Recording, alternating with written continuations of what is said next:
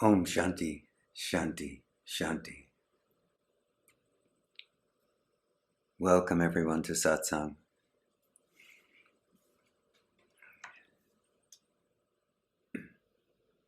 Calm abiding, peace, clarity, alertness, love.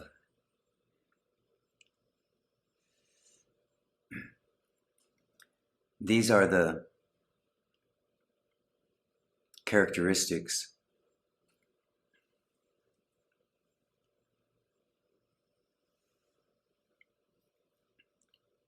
of one who is abiding as the self.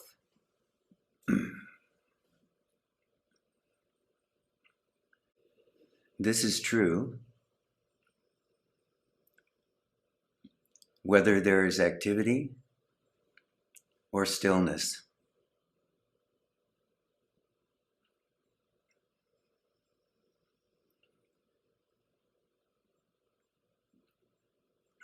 And notice that I said, when one is abiding as the self.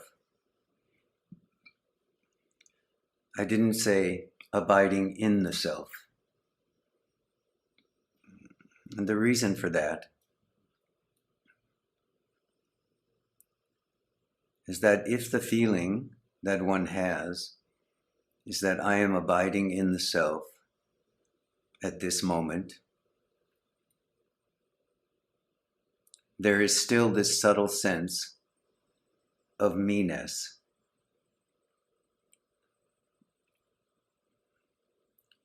Of me doing something, of me having done something to come to this place of being.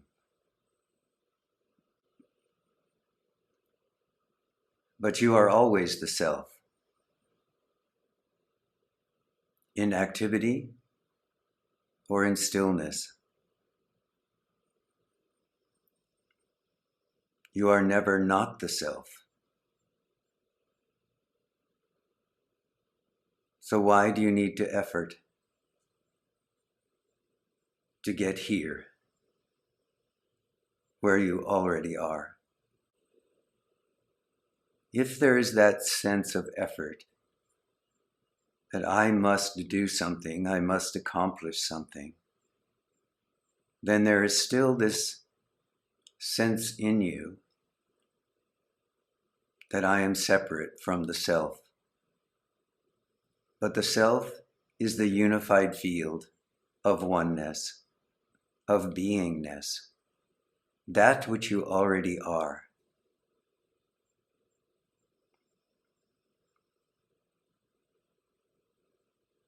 And this is why the path, if you will, of inquiry is short.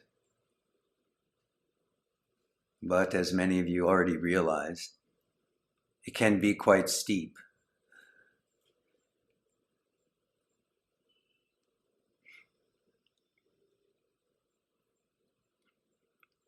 So there aren't elaborate rituals, elaborate practices. It's not said to take a long time.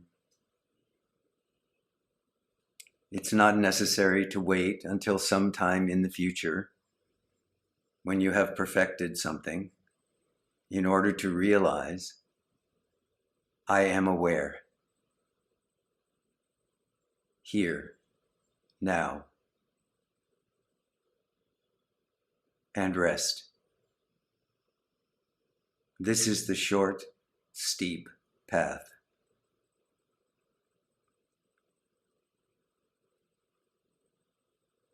The mind, of course,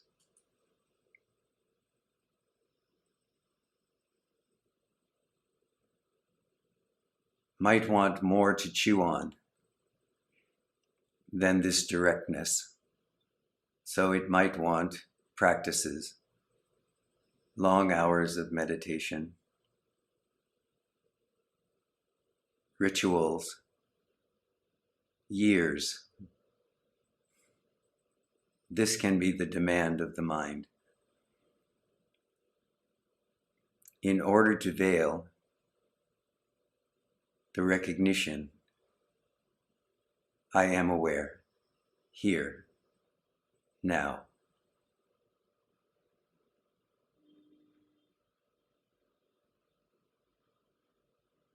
In order to prevent you from resting as being, consciousness, bliss, self. Don't fall for that game.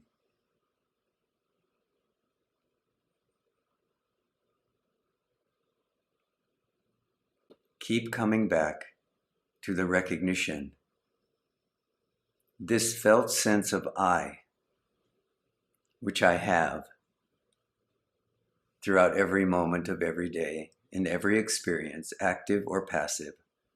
This felt sense of I is sufficient when it's tied to the recognition that I am aware and I am here, now. In this space of direct perception,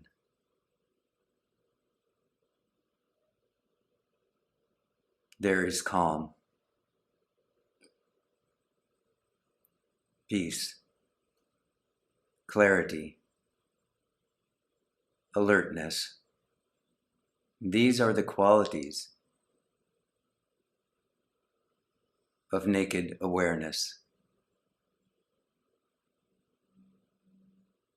There's a sense of happiness. There's a lack of interest in what is moving through the mind, moving across the screen of awareness.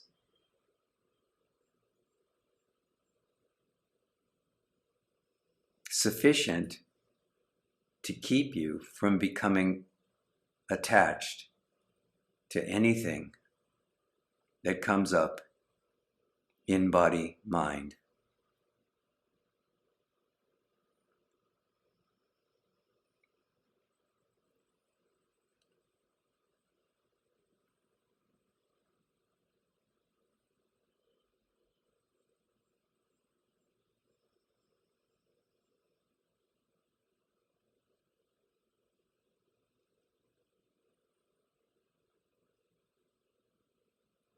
The best way to think of this recognition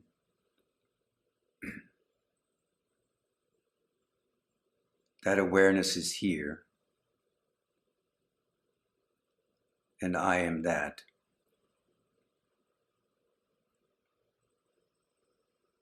without confusion, is to think of your own I. As you sit here, you can see the screen in front of you. At the same time, maybe indirectly, there is awareness of the furniture in the room, of the light coming through a window, of books, of other people. All of these things you are seeing.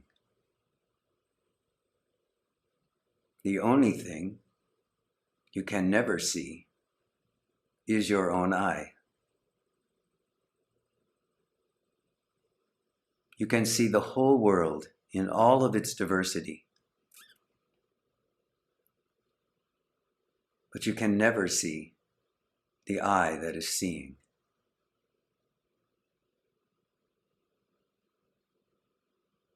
The self is like this.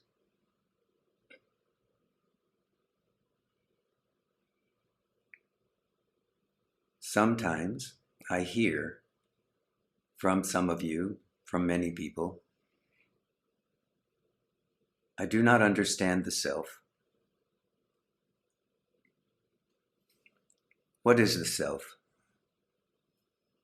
I want to be the self.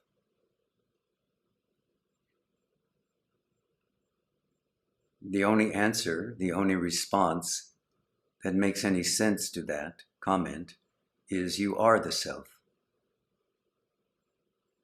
And this is often followed by some form of letting me know that that's an unsatisfactory answer.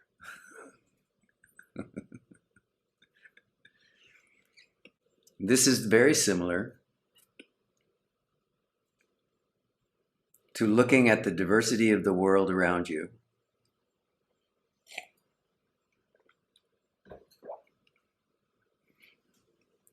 and saying,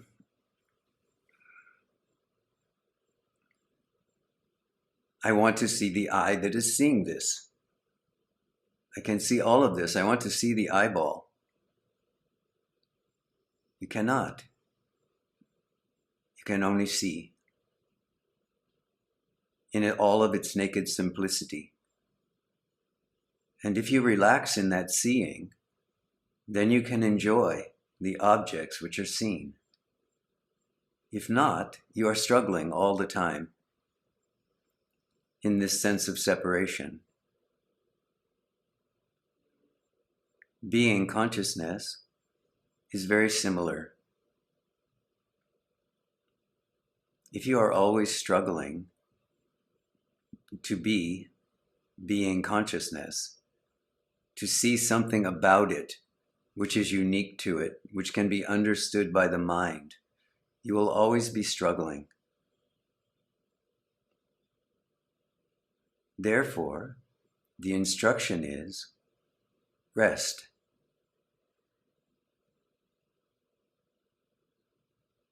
In this resting, one comes to know directly that which is aware is here now.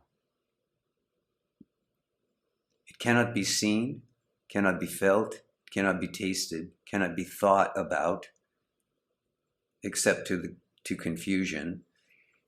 It cannot be named, cannot be pointed at. It cannot be seen in this one, cannot be seen in any other one. And yet, it is here.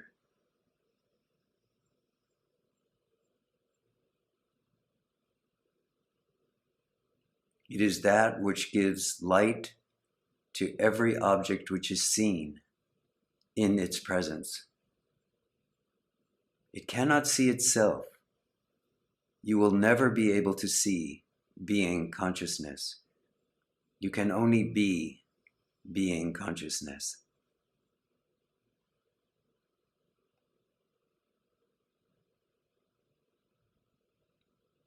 Starting from the point of recognition, I am aware, here, now, and resting in the clarity of that understanding. Being consciousness, Satchitananda self, begins to unfold its presence in you, almost like a peripheral vision to the eye. And in that unfolding, one comes to realize, to recognize that this being consciousness is the foundation or the screen upon which everything else is illuminated. This being consciousness provides the light which illuminates every object in body, mind, or world. Without this light, nothing is knowable.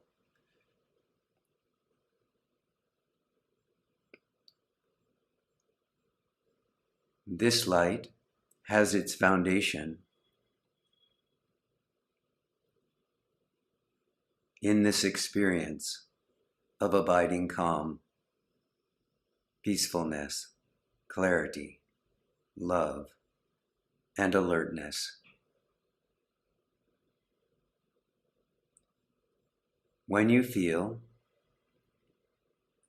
in your moments of silent reflection, the presence of this calm abiding, this peacefulness, this love, which is not tied to any object. It is just here.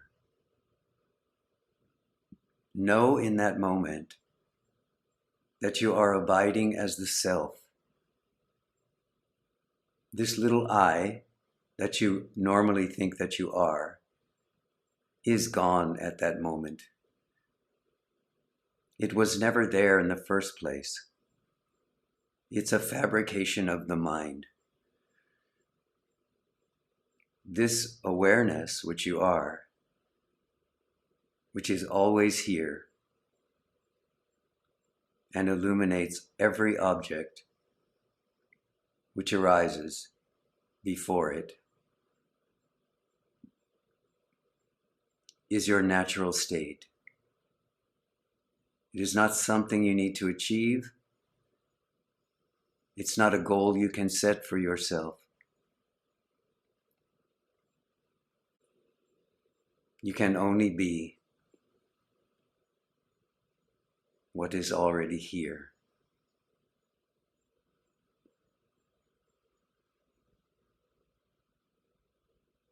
So remind yourself, if you need to, throughout the day, to acknowledge, I am here. I am aware. Allow that to be enough. And in that moment of recognition, even if it only lasts for a moment during your busy or active day,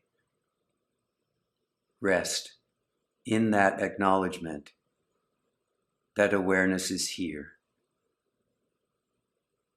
And you are here as awareness itself and as the self. That you are in fact the self in human form in that moment.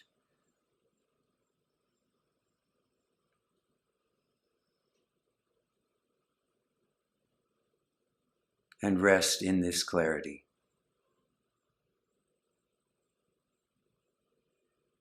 And then dance with whatever is there. If nothing is there, just rest in your own happiness.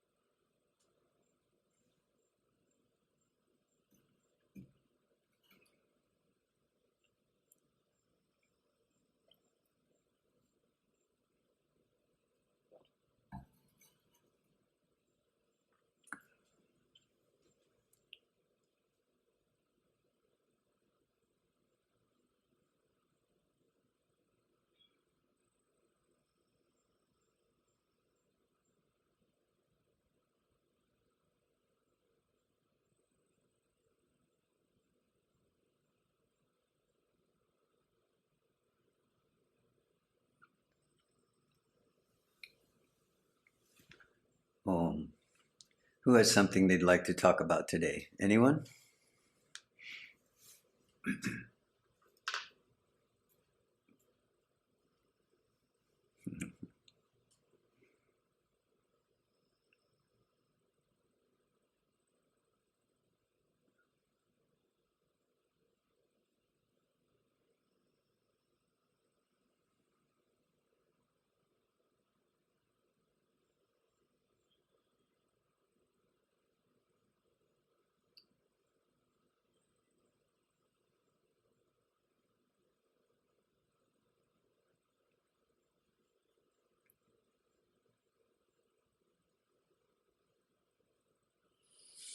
So, Rishi Michael, whoops, why are we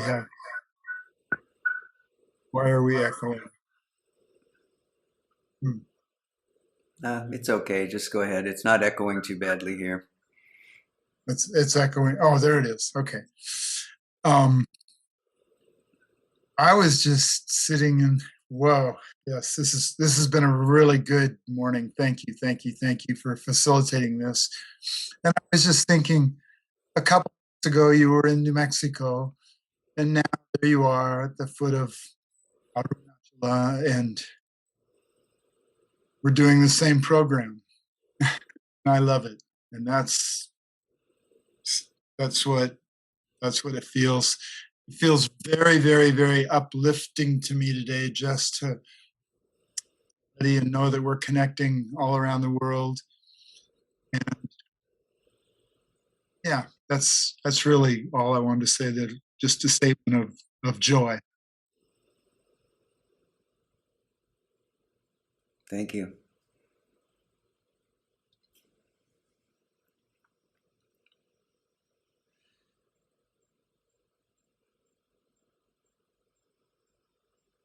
The place that we are connecting is in the heart of being.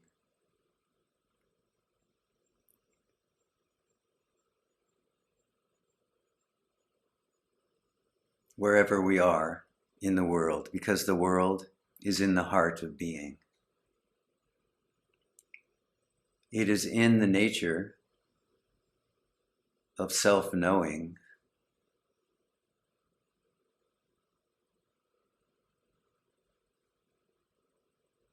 to look at circumstances and call it a world.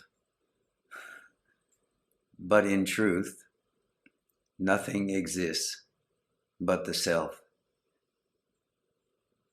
This is why the bodies can go wherever they go in this apparent dance that we call a life.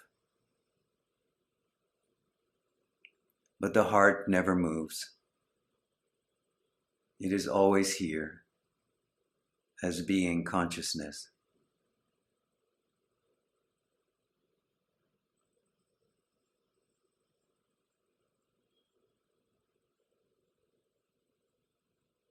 All of you have had this experience before when you've traveled somewhere, but you may not have really focused in on it. But when you travel, because you move out of your ordinary surroundings and out of your ordinary concerns, there can be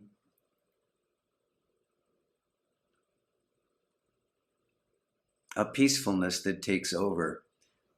I don't mean necessarily when you're on your way to the airport or you're standing in a long queue. I mean, maybe after you've gotten on the plane and you've settled down and you've relaxed and now you have a 4-hour, 6-hour, 10-hour flight ahead of you.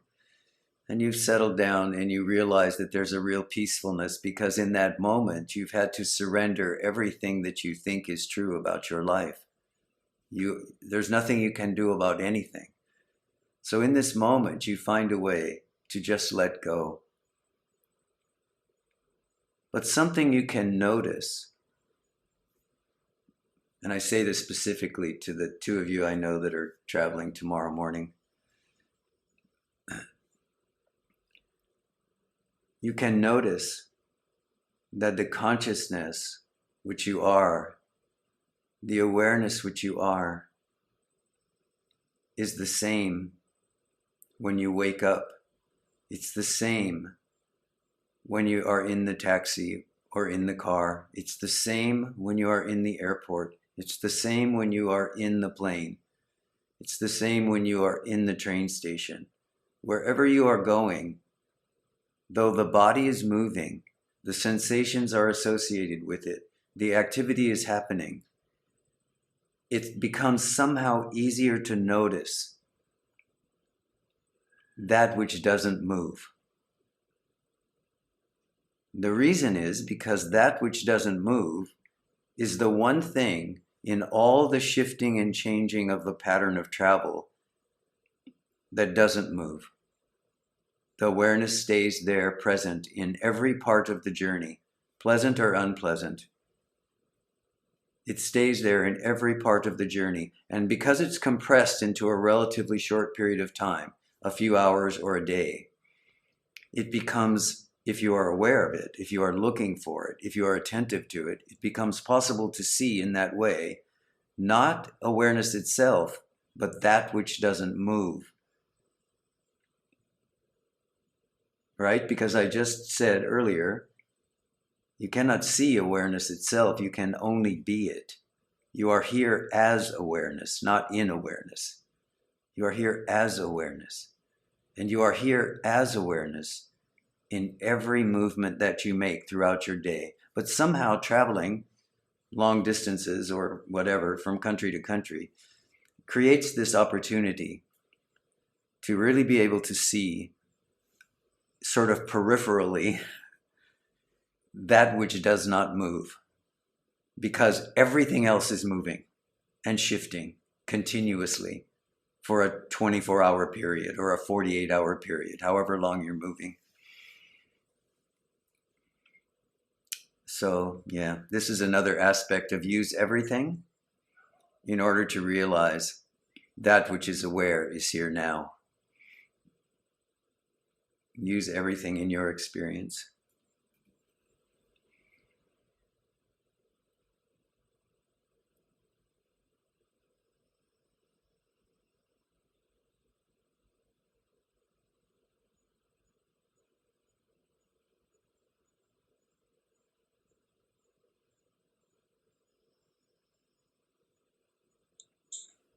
Good morning, Rishiji. Good morning, Risha. So this moment, say I'm not traveling and say I'm more in my daily activities, this moment of confusion, the moment of pulling back out of who I truly am, I'm getting the idea that it is because of the moments that I spend in awareness that creates like a bed or a knowingness within me that yes, indeed, I may not be in that moment right now. I can endure this if I need to call out for help, if I think whatever tool it is, that this too shall pass, and I can flow back into who I truly am. And yet I still have so many of these moments of confusion throughout the day. Yeah.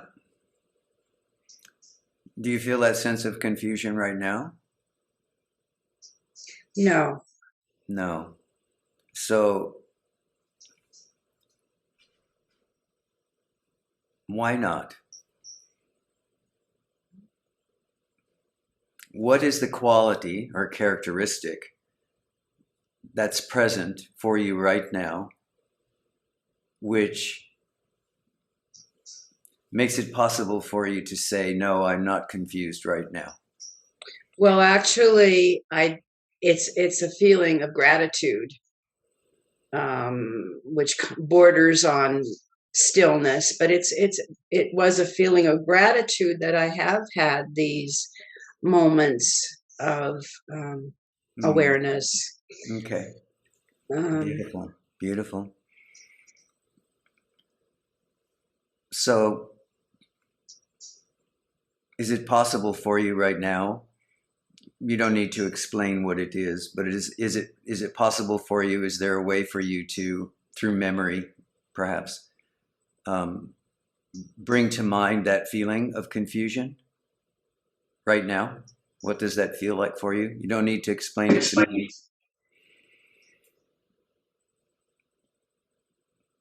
Can you feel that within yourself, what that feels like? I guess I can, yes. Yes. It's a mental picture. It's not here in my heart, but it's there. Right. And what happens if you feel gratitude toward that confusion?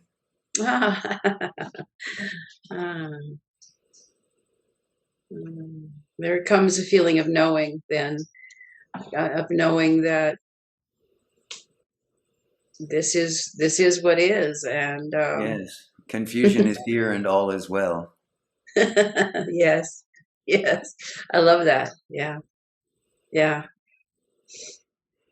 So this becomes the foundation on which we practice during difficult moments, as we begin to recognize that the same things which we feel naturally in the heart, whether you call it gratitude or love or peace or calm abiding, whatever you call that feeling, that when that is applied to everything that appears on the screen of awareness with a basic equality, in other words, with the recognition there is no difference between this pleasant feeling of gratitude and this present feeling of confusion, then we are able to apply a basic equalness, you can say, to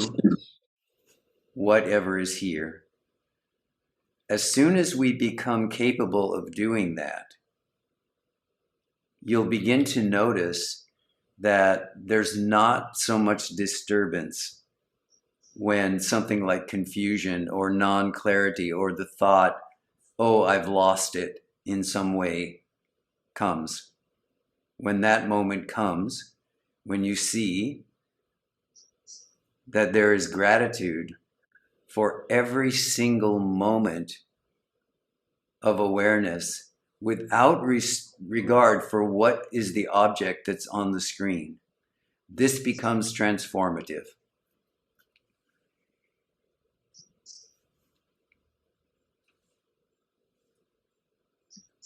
None of us have a difficult time feeling gratitude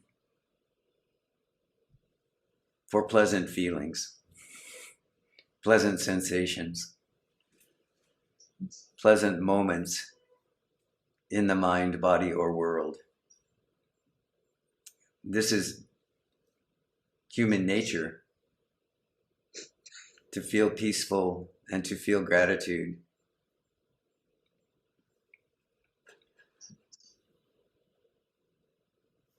So if everyone would check real quick at your screens, and if you are not muted, please mute yourself because we're getting some noise through the... So someone's got an open mic somewhere, so please check. So if you... So this is an easy thing for all of us, is to feel this sense of clarity when there's beauty, joy when there's a sense of pleasure, gratitude when things are going well, and then get completely lost when their opposites come up. Unpleasantness is there, or lack of clarity appears in the mind, or confusion, or something like this. So in order to be able to stand firm in your recognition, that which is aware is here now, it's recommended that you begin to cultivate this basic equality. And the way we do that is by recognizing that awareness is here, and what it's seeing, what it's experiencing on the screen of its own recognition at this moment is confusion. But now, confusion is not unpleasant.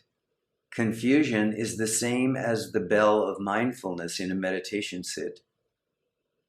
When I see the mind react in a way to confusion, I can now use this in the same way that I might hear a gong ring in a state of busy mind, and just hearing that gong, I come centered.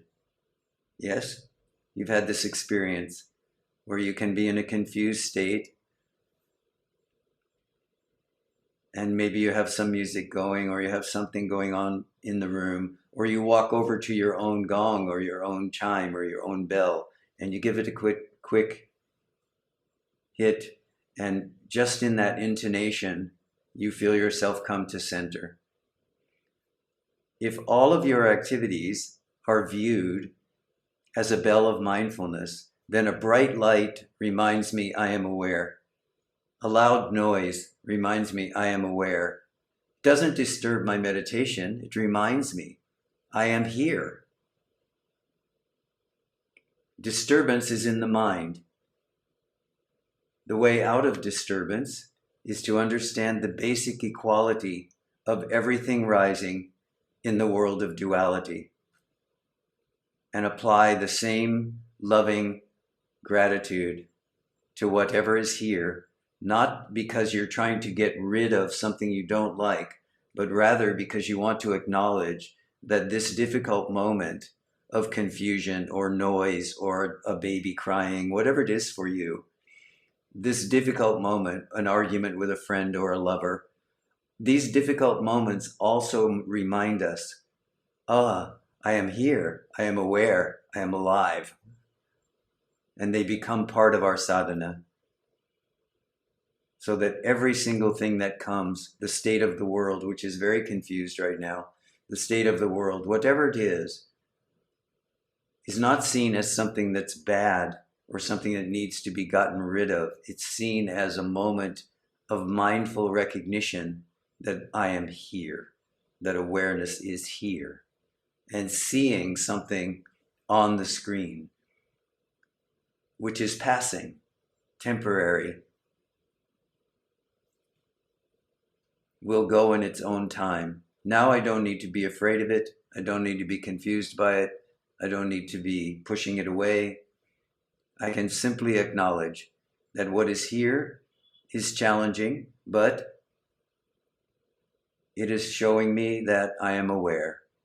And I know that at some point it will pass. Why? Because it's not the real. It's impermanent. It's temporary. Everything in this life is temporary, except, as I said with the example of flying on a long trip, the awareness, which can be seen during that period of time to be always present.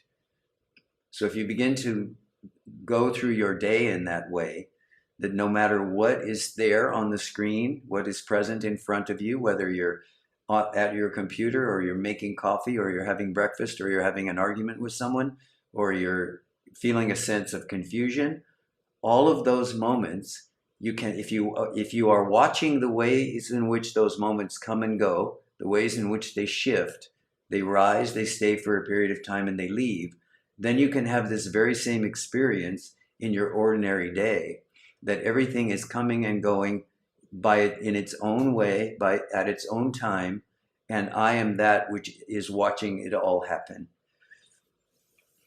And I eventually become undisturbed by whatever is there. Or if I become disturbed, it's a momentary disturbance because I have enough experience to know that if I don't cling to it, it will just drop. And this is particularly true of difficult emotions and difficult mind states like confusion.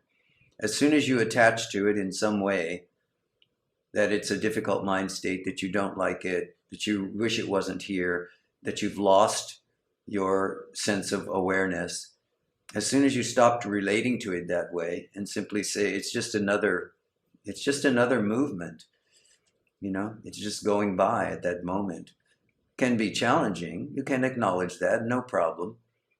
But acknowledging that confusion is present is not the same as clinging to it, grasping it, wrestling with it for hours. Acknowledging that confusion is here gives it permission to leave in its own time. It's not bound by the clinging in the mind. And as I'm fond of saying, the main thing that we have to do here as practitioners, as sadhaks, is to liberate everything that comes on the screen of awareness. We don't have to fix anything. We don't have to do anything. We don't have to solve any problem. We do need to liberate everything that rises in the mind and heart. This is what remaining aware and recognizing that that which is aware is here now does so effectively. It liberates through non-clinging, non-grasping. Noticing, letting go. This is the way.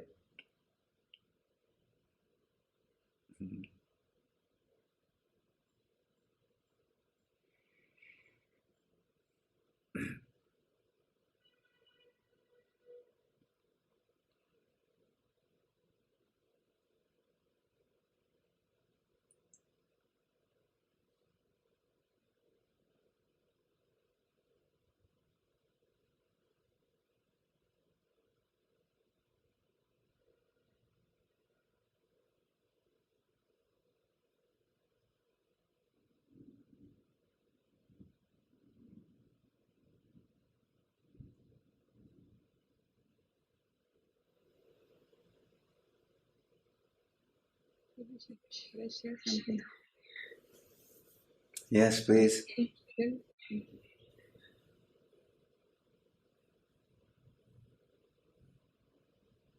I can just feel how this recognition is it's taking me deeper.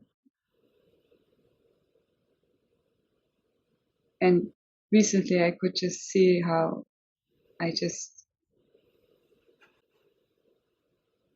I was so much beyond the body and even filling the whole space around me. So it wasn't even attached in any way to the body. It was very immense feeling. Yes. And there was a short moment of feeling of, there was a thought coming of not wanting to come back to this form, even though it is a beauty in this form, but just this space which has it just has nothing. It's just this infinite experience and this lightness, and how everything just, a lot of clearance happened. That what I could see is that even the contraction of this seeming being, how it would seemingly come back to the body and then spread again. Even this is being observed. So this kind of, Very good. Yes. It left a question open that something inside wants to be attached to this experience, but even this is seen. So maybe what is coming up now is that, as you said right now, not clinging to any kind of experience, however beautiful it is. Yes. But there is a subtle desire left to be always in this, in this space where you are hardly detached to the body. So maybe if you could just comment on how to be more established into seeing that even the contraction expanding is observed as well. Yeah, very good. Thank you. Yeah, this again comes back to this recognition of what I'm calling basic equality. So over time, through sadhana, we often have these kind of peak experiences where, as you say, things, to be in that space of vast recognition is so blissful. And so it can definitely and does rise in the mind to want to stay there. But we know that we can't really stay there.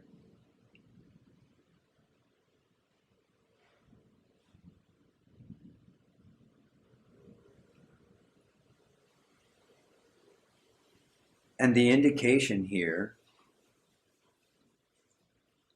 is that when states of mind and states of being and states of understanding are coming and going, the one thing we can be sure of is we are not that state. You already pointed at it. You pointed right directly at it. There's this recognition that behind that state, which is very blissful and expansive and so on, there's this recognition that something is watching it, something is knowing it, is recognizing it as a state, and saying even, this is a state which is superior to this other state over here. It's better. I'd rather be over here than here. There is something watching behind that, watching that whole dialogue. This is what the pointer toward basic equality is pointing at. When you understand that there is no difference between that expansive mind state and collapsing out of it into a more ordinary state and then wishing you could get back to it in some way, there is no difference between those states. They are simply the two energetic opposites of that particular example of duality, we could say. So it's like that. Once you realize that, then, and you go through that several times, then you begin to realize the amount of energy that is wasted in that shifting.